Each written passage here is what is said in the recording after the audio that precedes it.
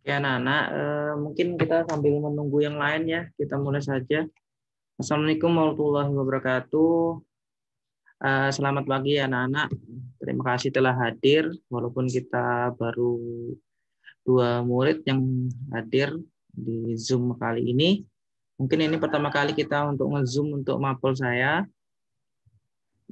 Beberapa hari yang lalu atau minggu yang lalu mungkin saya tidak masuk karena sibuk untuk ujian kompetensi keahlian kakak tingkat kalian kelas 13.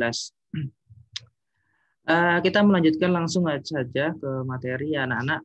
Kita langsung masuk ke materi selanjutnya. Mungkin ada saya bagi di Google Classroom itu mengenai tentang proyeksi. Jadi setelah kita mempelajari semester lalu tentang geometri, gambar geometri, kita masuk ke gambar proyeksi. Jadi oke, saya lanjut. Nah, proyeksi itu apa sih? Mungkin kalian tahu, tapi pernah membaca di literasi di video, literasi di buku dan sebagainya. Jadi proyeksi itu adalah gambar bayangan suatu benda yang dituangkan dalam bidang gambar. Jadi seluruh gambar yang kita tahu, baik itu di gambar teknik, di gambar buku, gambar, buku komik dan sebagainya, itu namanya adalah gambar proyeksi, yang mana akan dituangkan ke bidang gambar, yakni kertas ataupun semisal kalian mengerjakan di aplikasi komputer untuk menggambar, AutoCAD, itu tetap dinamakan dengan nama gambar proyeksi. Nah, proyeksi itu ada dua, anak-anak. Ada proyeksi isometri dan proyeksi ortogonal. Jadi untuk proyeksi isometri itu sendiri apa sih? Nah, seperti kalian lihat di gambar, proyeksi isometri itu gunanya apa sih? Untuk mengetahui apakah suatu gambar disajikan dalam bentuk proyeksi dengan mengetahui ciri-ciri syaratnya. Itu ada beberapa ya anak-anak.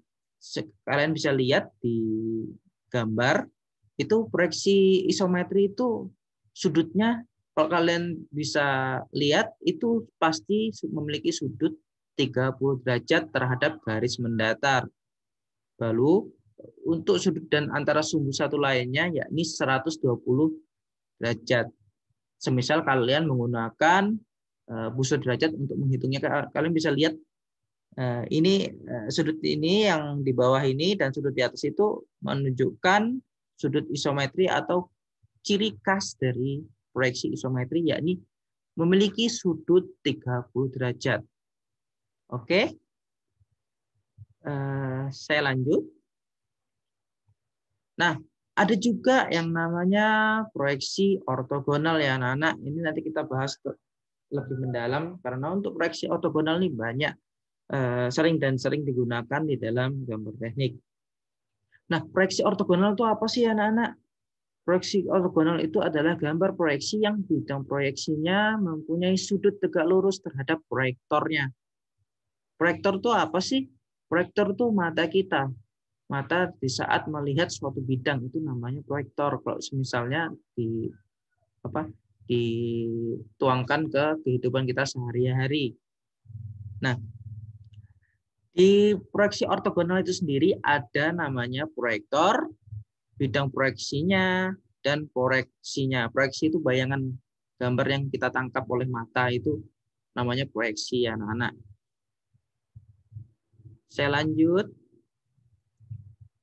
Nah, mungkin kalian tahulah, tapi ada beberapa pandangan di dalam pembuatan proyeksi ini sendiri, 3 dimensi. Tentu kalau untuk kita ngomongin tentang proyeksi, kita pasti berbicara mengenai tentang gambar 3D. Jadi nanti kita mungkin menggambar, istilahnya menggambar dengan 3D itu artinya memiliki panjang, lebar, dan tinggi. Itu 3D ya anak-anak. Nah, untuk pandangannya sendiri atau penglihatan yang kita miliki di gambar, itu ada beberapa ya anak-anak. Ada pandangan samping kiri. Ada juga pandangan atas, pandangan di belakang, pandangan samping kanan, pandangan di bawah, serta depan. Jadi istilahnya untuk pandangan itu apa yang kita bisa lihat oleh mata. Seperti contoh, anak-anak, ini contoh saja ya. Ini pandangan, misalnya di kota ini pandangan depan.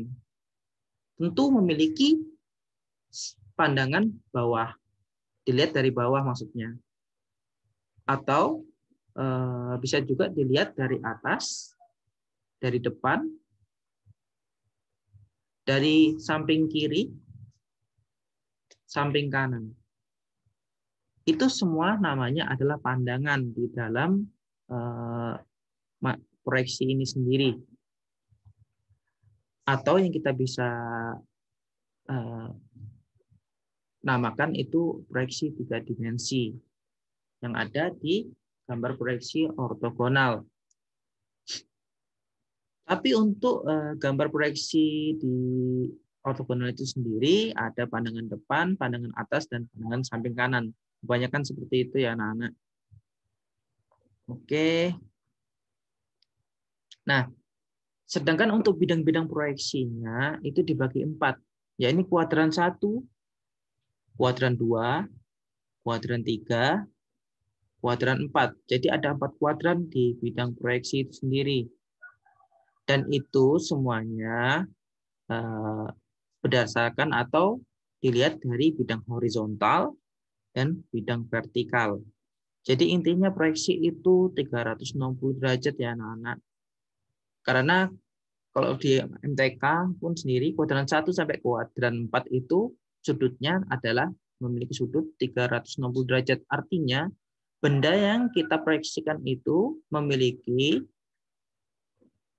pandangan atau memiliki sudut pandangan yang sudutnya 360 derajat. Jadi bisa dilihat 360 derajat. Dengan misal tidak bisa kalau misalnya kalau untuk dituangkan di gambar tentu beda. Kita harus menggambar satu persatu, yakni pandangan depannya, pandangan samping kanan, pandangan samping kiri, pandangan bawah itu dituangkan di tiap detail gambar. Oke.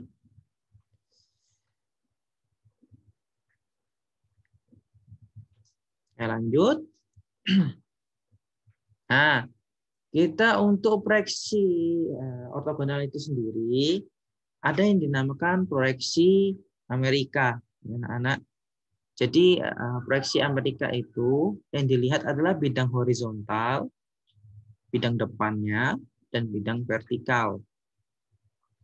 Nah, untuk bidang horizontal itu sendiri biasanya ditempatkan pada pandangan atas. Ya, ini yang dilihat itu posisi benda di saat kita melihatnya dari atas.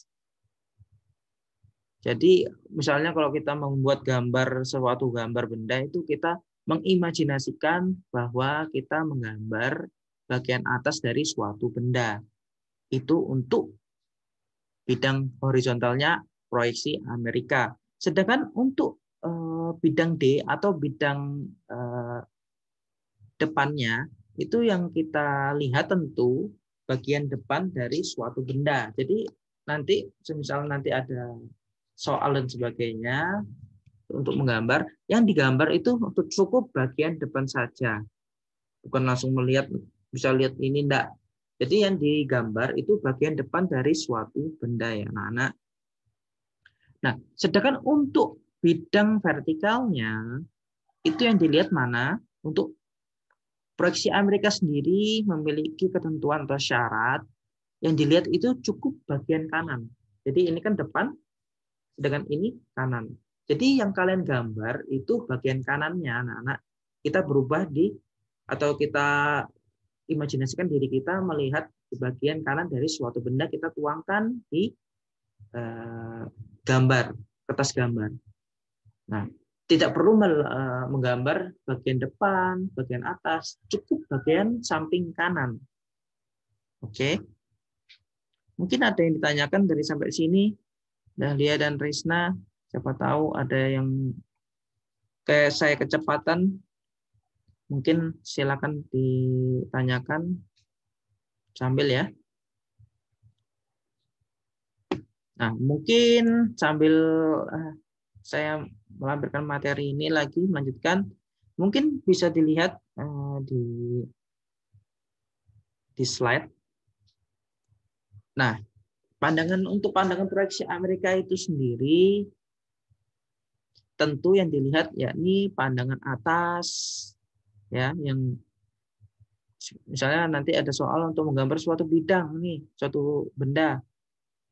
Baru yang hasilnya untuk pandangan proyeksi Amerikanya yakni pandangan atas, pandangan depan, dan pandangan samping kanan. Seperti saya bilang, jadi yang dilihat ini bisa dibantu dengan huruf-huruf dan angka ini. Yang terlihat dari bagian atas tentu adalah bidang A, bidang B, bidang C.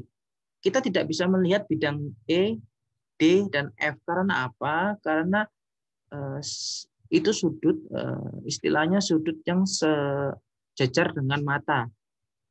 Artinya tidak bisa lihat karena tegak lurus dengan proyeksi kita. Jadi tentu untuk pandangan atas yang dilihat hanya A, B, dan C. Seperti itu ya, anak. Lalu lanjut. Untuk pandangan Amerika pun kita harus membuat pandangan depannya. Yang mana yang terlihat di bagian depan, tentu bagian depan, semisal di sini saya mengambil pandangan depannya di sini, tentu yang terlihat adalah bidang F dan D.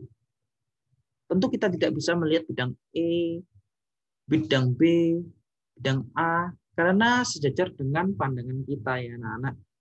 Tidak bisa. Jadi yang terlihat ibaratnya yang tegak lurus dengan tidak tegak lurus dengan mata kita, tentu kita bisa lihat. Kalau beda tegak lurus dengan mata kita atau bisa di 90 derajat dari pandangan kita, itu tidak bisa kita lihat. Seperti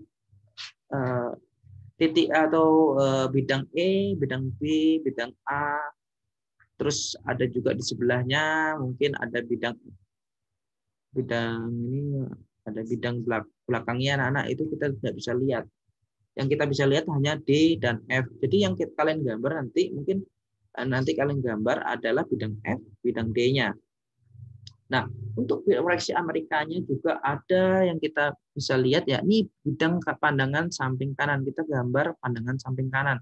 Yang mana yang kanan? Tentu pandangan kanan adalah yang kita lihat dari sisi kanan. Yang kita lihat hanya dari sisi kanan, yakni yang terlihat adalah E dan B. Tentu kita tidak bisa melihat A, F, C, dan D, tidak kita bisa lihat. Jadi yang kita lihat atau gambar hanyalah bidang pandangan samping kanan, yakni E dan B. Nah, sini pandangan samping kanannya anak-anak E dan B. Itu. Saya lanjut. Nah, ada juga yang dinamakan proyeksi Eropa. Nah, kalau proyeksi Eropa itu sendiri, yakni definisinya yakni bila suatu benda diletakkan di atas bidang horizontal, di depan bidang D atau bidang depan, dan di sebelah kanan bidang F vertikal, maka benda tersebut berada di kuadran 1.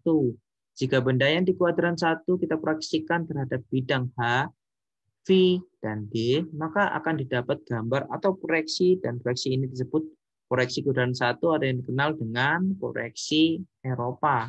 Kenapa sih dinamakan proyeksi Amerika Eropa? Itu lebih ke ahli gambar, penamaan ahli gambar yang memberikan atau istilahnya membuat penemuan tentang proyeksi ini sendiri, karena kiblat dari untuk gambar teknik itu sendiri kebanyakan sekarang menggunakan Eropa dan Amerika. Tentu ada perbedaan dari proyeksi Eropa dan Amerika, tapi tidak banyak.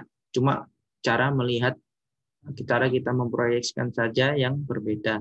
Tentu istilahnya atau tujuannya sama ya anak-anak, untuk memberikan pandangan atau memberikan proyeksi dari suatu benda yang akan dituangkan ke bidang gambar atau bidang kertas itu sendiri. Nah, saya lanjut. Ini mungkin saya salah ambil ya anak-anak. Jadi yang untuk proyeksi Eropa itu yang dilihat itu pandangan depan, pandangan atas, dan pandangan samping kanan. Pandangan samping kiri ini salah. Jadi nanti saya akan ganti. Untuk proyeksi Eropa itu yang dilihat itu yang berbeda dengan pandangan proyeksi Eropa ya dengan Amerika, yakni pandangan samping kiri. Jadi yang untuk Eropa itu yang dilihat itu adalah pandangan samping kiri ya anak-anak. Semisal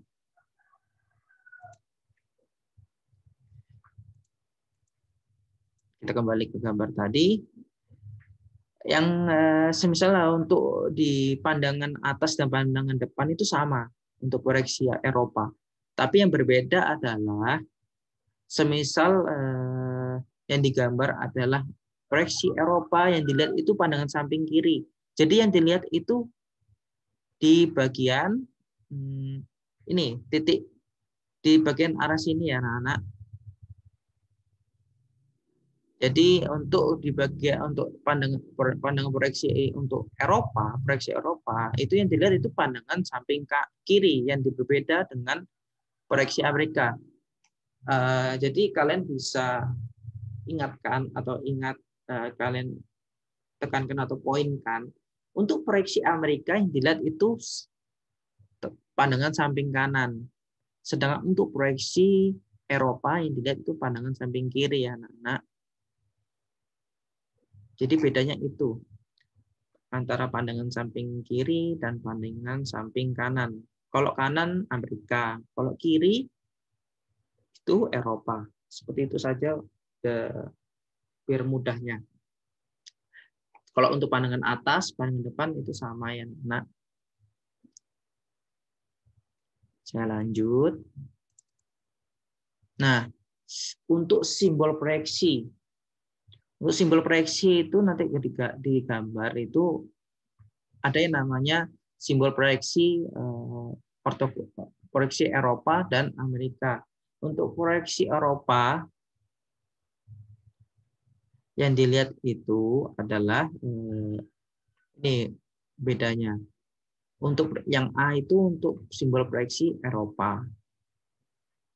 Karena yang dilihat itu adalah bagian samping kiri. Nah, kalau untuk Amerika sendiri adalah yang poin ini. Ya, yang B untuk Amerika. Sedangkan untuk nanti ada dilihat di tiap kita menggambar itu ada namanya notasi yang mana itu menggambarkan ukuran suatu benda. Jadi untuk digambar teknik itu untuk ukuran atau notasi itu dilambangkan dengan anak panah. Jadi seperti kalian lihat ini, saya pindah dulu. Nah, seperti kalian lihat untuk suatu benda itu nanti dianotasikan atau dinotasikan dengan anak panah, yang mana titiknya itu antara titik bidang 1 dengan bidang A dan bidang B, contohnya seperti itu harus sama atau harus betul-betul pas di titik A dan B. Jangan melenceng ke titik, misalnya melenceng 5 cm dan melenceng 10 cm itu nanti beda pasti pembacaannya. Kita yang membaca gambar itu bingung nanti. Apalagi semisal nanti gambarnya itu dibuat untuk menjadi suatu benda, notasinya salah, yang akan dampaknya itu nanti hasil dari pekerjaan kita yang berbeda dengan gambar.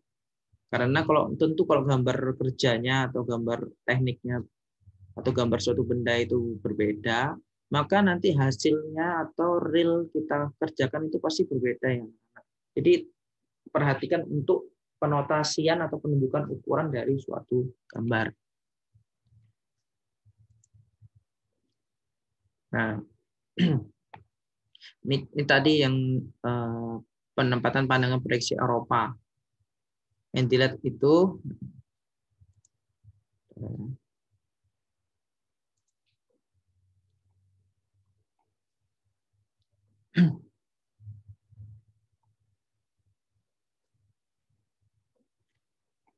ini salah juga nih bukunya. Saya ngambil di buku jadi mungkin kesalahan. Jadi yang untuk di proyeksi Eropa yang dilihat itu samping mana? Samping kiri yang dilihat ya anak-anak. Ini salah nih gambar proyeksi Eropa ini. Jadi yang dilihat itu adalah bagian yang kiri untuk proyeksi Eropa, sedangkan untuk kanan itu proyeksi Amerika. Sama saja, ini cuma lebih kompleks gambarnya. Tadi lebih istilahnya lebih sederhana. Nanti akan saya berikan gambar dari proyeksi Eropa dan Amerika contohnya.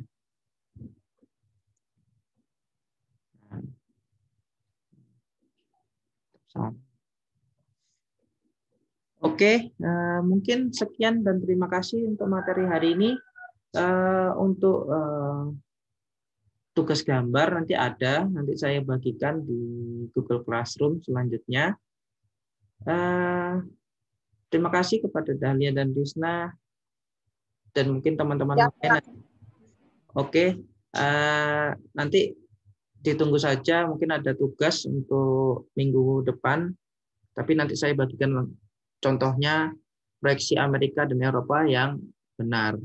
Nanti kalian lihat di Google Classroom ya seperti biasa, nanti saya lampirkan di sana, sekalian juga rekaman video hari ini.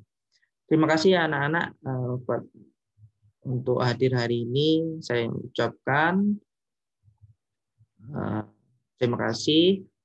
Tetap semangat untuk belajar. Nanti kita insya Allah mungkin Juni sudah tatap muka. Saya ucapkan terima kasih. Assalamualaikum warahmatullahi wabarakatuh. Selamat pagi anak-anak. Sampai jumpa lagi di pertemuan selanjutnya. Silakan boleh live.